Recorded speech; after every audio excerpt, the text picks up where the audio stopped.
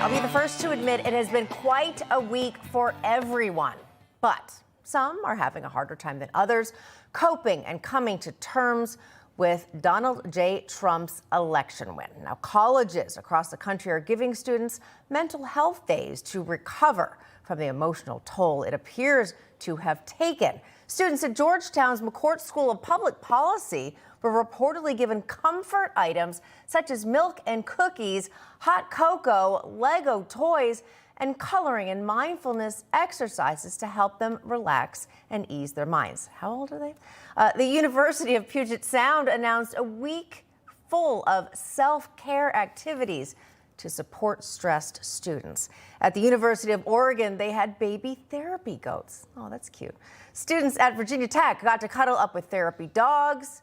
Yeah, the list goes on, if you can believe it. A professor at Harvard University, yeah, you heard that right, Harvard, I'll admit it, my alma mater, emailed her students this.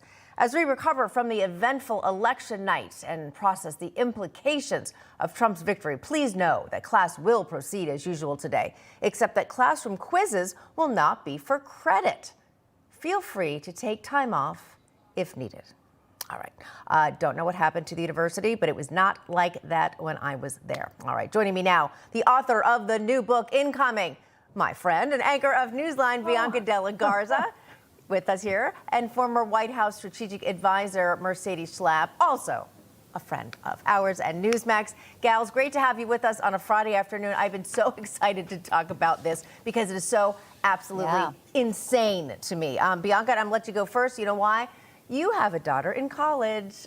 Did she get any special milk and cookies? She is in school. Good girl. No, she's in school. Rub a little dirt in it, okay, kids?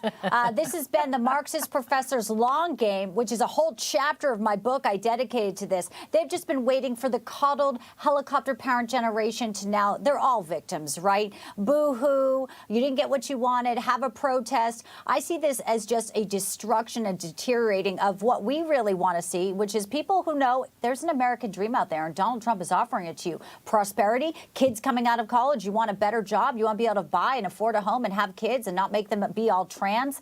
This is actually a great thing for them, although I am an animal lover, so they're very cute here. But I think this is why universities are losing endowments and students in droves. I think that's a great point here. I do want to read this for you, Mercedes. Professor William Luther at Florida Atlantic University, he posted this to X. Fellow academics, this is nuts. Stop doing this. It makes you look like an out-of-touch crazy person.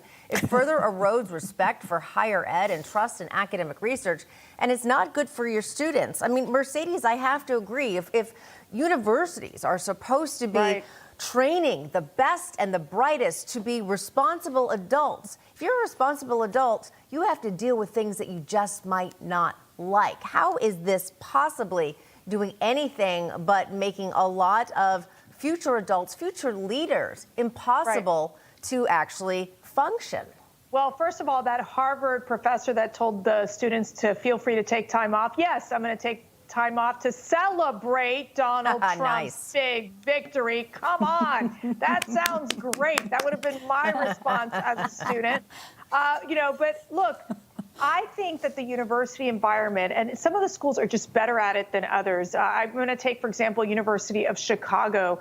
They're big into free speech. They want the debate. They want the discussion. It is incredibly important for people to understand that whether we disagree politically, we still have to find a way to get along and move on. Okay, we had to live through 3.5 years of lawfare from Kamala Harris and Joe Biden, a less safe America, a less prosperous America that impacted families.